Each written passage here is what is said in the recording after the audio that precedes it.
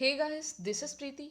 आज हम लोग डिस्कस करने वाले हैं 20 मार्च के करंट अफेयर। इसमें जो भी इंपॉर्टेंट क्वेश्चंस होंगे उसको हम लोग इस वीडियो में कवर करेंगे। साथ ही साथ हम लोग प्रीवियस डे के क्वेश्चन का रिवीजन भी करेंगे। तो आइए शुरू करते हैं टॉपिक को। शुरू करने से पहले मैं चाहूँगी कि अगर आपने अभी तक चैनल को सब्सक्राइब नहीं किया है तो चैनल को सब्सक्राइब कर लें और बेल आइकन पर जरूर क्लिक करें। साथ ही साथ आपको वीडियो की पीडीएफ चाहिए या फिर इससे रिलेटेड एमसीक्यू सॉल्व करने हो तो नीचे डिस्क्रिप्शन में आपको लिंक दिया गया है, वहां से आप पीडीएफ को डाउनलोड कर सकते हैं। शुरुआत करेंगे कल के क्वेश्चन के रिवीजन से। हमारा क्वेश्चन था कि अंतरराष्ट्रीय योग दिवस का मुख्य कार्यक्रम, जो कि आपको पता है कि योग दिवस मनाया जाता है 21 जून को, इसका आयोजन कहाँ पर किया जाएगा 2020 में। आपको पता होना चाहिए कि 2019 में इसका आयोजन रांची में किया गया था और 2020 में इसका आयोजन किया जाएगा लद्दाख की कैपिटल लेह में। इसका आयोजन किया जाएगा और इस बार जो योग दिवस मनाया जाएगा वो कौन से नंबर के होगा, तो ये 6ठे नंबर का होगा।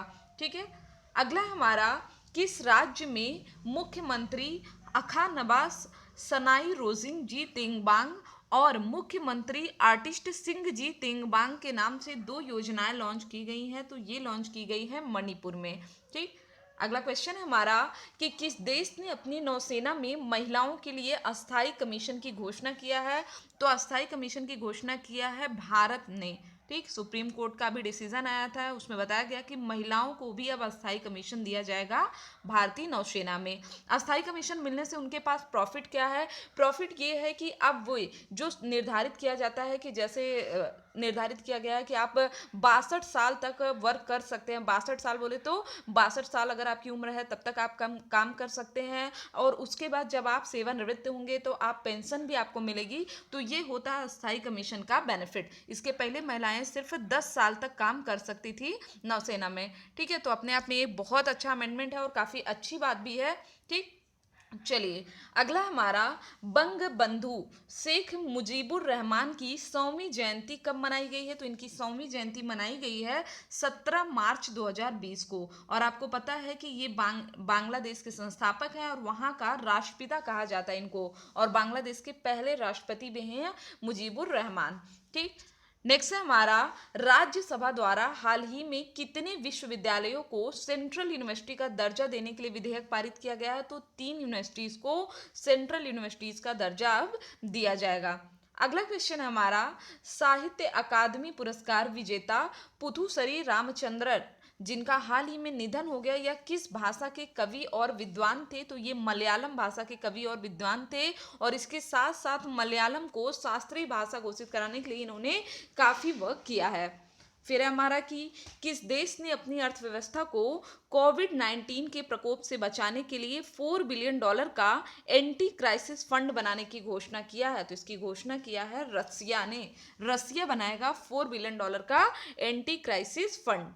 नेक्स्ट है हमारा, किस राज्य ने कौशल विकास के लिए कौशल शतरंज योजना की शुरुआत किया है? शतरंज नहीं, यहाँ पे क्या होगा, शतरंग योजना की शुरुआत किया है, तो उत्तर प्रदेश ने। इसके अलावा उत्तर प्रदेश ने आरोग्य मित्र भी लाने की बात की, जिसमें यह था कि आम लोगों को नॉलेज दिया जाएगा स्वास्थ्य योजनाओं का। अगला क्वेश्चन हमारा, भारत के किस पूर्व मुख्य न्यायाधीश को राज्यसभा के लिए मनोनीत किया गया है, तो रंजन गोगोई को हमारे राष्ट्रपति श्री रामनाथ कोविंद ने राज्यसभा के लिए मनोनीत किया। आपको पता है कि राज्यसभा में कुल 12 लोगों को मनोनीत करने की अथॉरिटी किसको दी गई है? राष्ट्रपति को। नेक्स्ट है हमारा कि किस देश ने कोविड-19 के टीके का मूल्यांकन करने वाला पहला मानव परीक्षण शुरू किया है, तो अमेरिका ने पहला मानव परीक्षण शुरू किया है। ठीक, अब हम लोग बात करेंगे आज के पहले क्वेश्चन की। पहला है हमारा कि निम्नलिखित कथनों पर विचार कीजिए। भारत में महाराष्ट्र अंगदान एवं प्रत्यारोपण क्षेत्र में अग्रणी राज्य है। आपको पता है दुर्घटनावश या फिर आजकल तो बनता है कि मतलब कि कोई भी व्यक्ति चाहे तो अपना अंग दान कर सकता है, क्योंकि मृत्यु के बाद भी अंग, कई अंग ऐसे होते हैं जो काम करते हैं और अगर उनको दूसरों को दान कर दिया जाए तो बहुत से लोगों की लाइफ बच जाती है। ठीक, तो ये तो सही बात है कि महाराष्ट्र अंगदान एवं प्रत्यारोपण के क्षेत्र में अग्रणी राज्य है। दूसरा है हमारा, चीन के बाद दुनिया में सबसे अधिक अंग प्रत्यारोपण भारत में किए जाते हैं। तो ये इंपॉर्टेंट और एक सोचने वाली बात है कि क्या ये सही है, तो नहीं, दूसरा हमारा गलत हो जाएगा। तो यहाँ पे हमारा राइट आंसर क्या हो जाएगा, केवल एक सही है। अंगदान और प्रत्यारोपण में महाराष्ट्र भारत में नंबर 1 पे है। और इसने किसको पीछे छोड़ा है, तो तमिलनाडु और तेलंगाना को पीछे छोड़ दिया है। ठीक। अगर हम लोग बात करें तो एक संस्था है global observatory on donation and transplant. इसके अनुसार अमेरिका के बाद दुनिया में सबसे अधिक अंग प्रत्यारोपण कहाँ पे किए जाते हैं, भारत में किए जाते हैं। जबकि हमें जो ऑप्शन दिया था उसमें चीन दिया था, इस वजह से हमारा सेकेंड ऑप्शन गलत था, याद रखिएगा। अब बात आती है कि विश्व अंगदान दिवस कब मनाया जाता है, तो हर साल 13 अगस्त को विश्व अंगदान दिवस मनाया जाता है। अगला है हमारा rating agency Moody's investor service ने हाल ही में 2020 के लिए भारत की आर्थिक वृद्धि दर का अनुमान घटा करके कितनी फीसदी कर दिया है। तो ये हमारा इंपॉर्टेंट क्वेश्चन है। और आपको ये भी पता होना चाहिए कि इस समय कोविड-19 की वजह से करीब हर देश की अर्थव्यवस्था धीरे धीरे डगमगा रही है। ठीक। तो यहाँ पे इसको कम करके 5.3% कर दिया गया है। ठीक। 5.3%। जबकि फरवरी 2020 में भारत के लिए अनुमानित क्या था, 5.4% की वास्तविक जीडीपी वृद्धि का अनुमान लगाया गया है। और इसमें मूडीज ने यह भी कहा है कि इस तरह की रुकावटें जितनी लंबी खिंचेंगी उतने ही ज्यादा वैश्विक आर्थिक मंदी का जोखिम बढ़ेगा, याद रखिएगा। ठीक। इसके अलावा आपको पता होगा कि सभी देश की सरकारें लगभग इस वायरस को रोकने के उपाय और अगर कोई व्यक्ति इनसे पीड़ित है तो उनको रिकवर करने पर काफी काम कर रहा है। अगर हम लोग ओवरऑल बात करें कि 2021 के लिए मूडीज ने भारत की वृद्धि दर कितना रहने का अनुमान लगाया है, तो 5.8% रहने का अनुमान लगाया है। ठीक। अगला हमारा रक्तस्राव को रोकने के लिए किस भारतीय संस्थान ने स्टार्च आधारित हेमोस्टैट का विकास किया है, तो इसको विकसित किया है किसने, नैनो विज्ञान संस्थान ने। ठीक है। Institute of nano science and technology ने इसका विकास किया। हेमोस्टैट, आपको पता है जब भी कहीं सड़क दुर्घटना होती है तो वहाँ पे बहुत से ऐसे केसेस होते हैं, बहुत से क्या ज़्यादातर केसेस ऐसे होते हैं कि खून बहने की वजह से लोगों की स्पॉट पे ही मृत्यु हो जाती है। ठीक। तो अपने आप में एक काफ़ी अच्छा एक खोज है जिससे इस तरह की घटनाओं को रोका जा सकता है। ठीक। तो इसमें होगा क्या कि इस उत्पाद में अधिक अवशोषण क्षमता है और इसके अलावा यह सस्ता और बायोडिग्रेडेबल है। ठीक। नैनो विज्ञान संस्थान विज्ञान व प्रौद्योगिकी विभाग के तहत काम करता है, याद रखिएगा। अगला क्वेश्चन हमारा कि निम्नलिखित में से किसे युगांडा में भारत का अगला उच्चायुक्त नियुक्त किया गया है, तो युगांडा में भारत का अगला उच्चायुक्त बनाया गया है अजय कुमार को। किसे बनाया गया है, अजय कुमार। युगांडा कहाँ पे है, तो ये अफ्रीका में पड़ता है। अफ्रीकी महाद्वीप का सबसे निर्धन देशों में ये शामिल है। युगांडा अफ्रीकी महाद्वीप में सबसे निर्धन देशों में शामिल है। कहा जाता है कि यहाँ की 1/3 जनसंख्या अंतरराष्ट्रीय गरीबी रेखा से नीचे जीवन यापन को मजबूर है। इसके अलावा अगर हम लोग अजय कुमार की बात करें तो इससे पहले वे विदेश मंत्रालय में संयुक्त सचिव के पद पर कार्यरत थे। अगला हमारा हाल ही में दिवंगत पत्रकार और राज्यसभा सदस्य पाटिल पुटप्पा किस राज्य का प्रतिनिधित्व करते थे, ये इनकी मृत्यु हो चुकी है, तो ये केरल राज्य का प्रतिनिधित्व करते थे। तो राइट आंसर क्या हो जाएगा हमारा, ऑप्शन नंबर 2 हो जाएगा हमारा राइट आंसर। और 17 मार्च को इनका निधन हुआ है, कहाँ पे, Karnataka institute of medical sciences में इनका निधन हुआ है। ये एक पत्रिका है जिसका नाम है प्रपंच, इसके संस्थापक और संपादक थे। इसके अलावा ये कन्नड़ प्रहरी समिति के अध्यक्ष भी थे। अगला है हमारा दिव्यांग जनों के सशक्तिकरण के लिए कौन सा नवाचार अभियान शुरू किया गया। देखिए, किसी भी व्यक्ति को आप पीछे नहीं छोड़ सकते, चाहे अगर महिला हो तो महिला सशक्तिकरण की बात करें। इसी तरह आप देख रहे होंगे कि ट्रांसजेंडर समुदाय, जो कि एक तरह से देखा जाए कि ये पिछड़ रहे थे, तो इनके लिए भी तमाम तरह की व्यवस्थाएं की जा रही हैं, विश्वविद्यालय खोले जा रहे हैं। ठीक। तो उसी तरह दिव्यांग जनों को मेन स्ट्रीम में लाने के लिए एक नवाचार अभियान शुरू किया गया है। कहाँ पे ये इसका नाम क्या है, तो इसका नाम है सुगम्य भारत अभियान, याद रखिएगा इसको।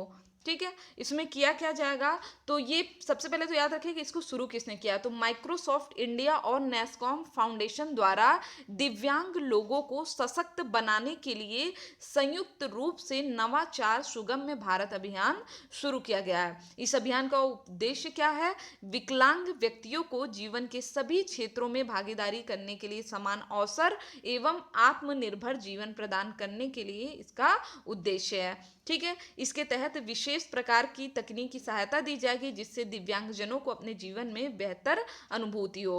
माइक्रोसॉफ्ट का मानना क्या है कि दिव्यांग व्यक्तियों को आर्टिफिशियल इंटेलिजेंस के माध्यम से सशक्त बनाया जा सकता है, जो कि अपने आप में बहुत ही अच्छी बात है। ठीक है, कोई भी पीछे ना छूटे, सभी लोग विकास में शामिल हो। अगला है हमारा, अदनान अल जुरूफी किस देश के नए प्रधानमंत्री मनोनीत किए गए हैं, तो ये मनोनीत किए गए हैं इराक के नए प्रधानमंत्री। इराक के राष्ट्रपति हैं बरहाम सालेह। इन्होंने हाल ही में पवित्र सिया शहर नजफ के पूर्व गवर्नर अदनान जुर्फी को नया प्रधानमंत्री नियुक्त किया है। ये किसका स्थान लेंगे, तो ये आदिल अब्देल मेहंदी का स्थान लेंगे। ठीक है, इराक की मुख्य बोलचाल की भाषा क्या है, अरबी एवं कुर्दी, और यहाँ की इन दोनों भाषाओं को संवैधानिक दर्जा मिला है। नेक्स्ट है हमारा, भारत के किस राज्य में दुनिया की पहली उड़ने वाली कार पाल वी लिबर्टी को विकसित किया जा रहा है, तो इसको विकसित किया जा रहा है गुजरात। अच्छा, आप देखते हैं कि गुजरात इन सब सेक्टर में काफ़ी ज़्यादा आगे रहता है। जैसे गुजरात में ही भारत की पहली रेल यूनिवर्सिटी है बनी है बड़ोदरा गुजरात में। इसके अलावा विश्व का सबसे बड़ा स्टेडियम भी बना है अहमदाबाद में। ठीक है, इसके अलावा विश्व की सबसे ऊंची प्रतिमा सरदार वल्लभ भाई पटेल की भी प्रतिमा कहाँ है, गुजरात में है। ठीक है, तो एक चीज आप देखिएगा, लेकिन यहाँ पे देखिए गलती से आंसर क्या आ गया है, महाराष्ट्र आ गया, तो इसको आप ध्यान रखिएगा। दुनिया की पहली उड़ने वाली कार कहाँ पे बनाई जा रही है, गुजरात में बनाई जा रही है। गलती है, इस पे ध्यान मत दीजिएगा। ठीक, चलिए, अब PALV का पूरा नाम क्या है, personal air land vehicle. V से व्हीकल हो गया हमारा, P से personal, A for air and L से हो गया लैंड। ठीक है, तो PALV लिबर्टी कार और ऑटो जीरो या जायरो प्लेन से मिलकर बना है। अब गुजरात की बात आई है, तो गुजरात की कैपिटल गांधीनगर है, मुख्यमंत्री हैं विजय रूपानी और राज्यपाल हैं आचार्य देवव्रत। अगला क्वेश्चन हमारा, किस राज्य ने कोरोना वायरस से लड़ने के लिए ब्रेक द चेन नामक अभियान शुरू किया है। इंपॉर्टेंट क्वेश्चन है, तो इसको शुरू किया है केरल ने। ठीक है, इस अभियान के अंतर्गत सरकार द्वारा सार्वजनिक स्थानों जैसे रेलवे स्टेशन के प्रवेश और निकास द्वार पर हाथ धोने के लिए हैंड वॉश की बोतलों के साथ पानी के नल लगाए जाएंगे। तो ये काफ़ी अच्छी पहल है, क्योंकि आपको पता है कि कोविड-19 कितनी तेजी से फैल रहा है। ठीक, तो आप सभी नॉर्मली भी अपनी आप जो भी काम करते हो, आप हमेशा हाथ धोना, सैनिटाइजर का यूज़ करना और मास्क लगा करके ही बाहर जाएं। केरल के सीएम कौन है, पिनरई विजयन। नेक्स्ट है हमारा, वह रिसर्च इंस्टीट्यूट जिसके द्वारा विश्व स्वास्थ्य संगठन की दिशा निर्देश के अनुसार शराब के साथ नया सैनिटाइजर विकसित किया। अच्छा, आपको पता होगा कि फेसबुक पे कुछ दिन काफ़ी ज़्यादा चर्चा में था कि शराब पीने वालों को कोरोना वायरस नहीं होगा, तो ऐसा कुछ नहीं था, ये सिर्फ एक अफवाह थी। हाँ, ये अलग बात है कि शराब के साथ एक नया सैनिटाइजर विकसित किया, किसने, CSIR-IHBT ने इसको विकसित किया है। हिमालयन जैव संपदा प्रौद्योगिकी संस्थान, इसने विकसित किया है हैंड सैनिटाइजर। ठीक है, यह सैनिटाइजर शराब के प्रयोग से इसको तैयार किया गया है। इसमें किसी भी रसायन का उपयोग किए बिना एक नया सैनिटाइजर बनाया गया है। और याद रखिएगा कि इस समय जो भी सैनिटाइजर बनते हैं, इनके उत्पादन में ट्राइक्लोशन, पेराम्बेस, फथलडेट्स, सिंथेटिक सुगंध जैसे रसायनों का उपयोग किया जाता है। ठीक, अब कल मैंने आपसे क्वेश्चन पूछा था कि पंडित दीनदयाल उपाध्याय की 63 फुट ऊंची पंचलोहा प्रतिमा का अनावरण किस शहर में किया जा रहा है, तो इसको कहाँ पे किया जा रहा है, वाराणसी में इसको किया जा रहा है। ठीक, चलिए, आपके लिए क्वेश्चन ऑफ द डे है कि केंद्रीय कपड़ा मंत्रालय द्वारा कला कुंभ 2020 का आयोजन किया गया है, कहाँ पे किया गया है, इससे रिलेटेड जो भी इंपॉर्टेंट फैक्ट हो वो आपको कमेंट बॉक्स में बताना है। आज के लिए बस इतना ही। वीडियो अच्छा लगे तो चैनल को सब्सक्राइब करें, शेयर करें और लाइक करना ना भूलें। डेली अपडेट्स पाने के लिए बेल आइकन पर जरूर क्लिक करें। Thank you friends, thank you so much.